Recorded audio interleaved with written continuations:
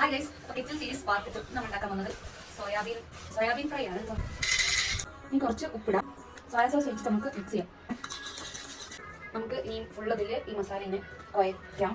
അപ്പോൾ 5 മിനിറ്റ് കഴിഞ്ഞ് നമ്മൾ ഇതിൻ്റെ ബാക്കി പ്രോസസ് ചെയ്യാൻ വേണ്ടി നമുക്ക് സോയാബീൻ ഇതിലേക്ക് ഇടാം. നമുക്ക് വെളിച്ചെണ്ണ കൂടെ വെച്ചിട്ടുണ്ട്.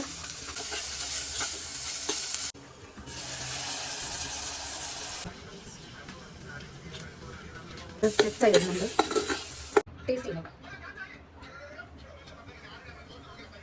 എന്തുക്കോ എന്ത് കൊള്ളാം. സാധനം ആയിട്ടുണ്ട്. നമുക്കിത് പാത്രത്തിലോട്ട് മാറ്റാം.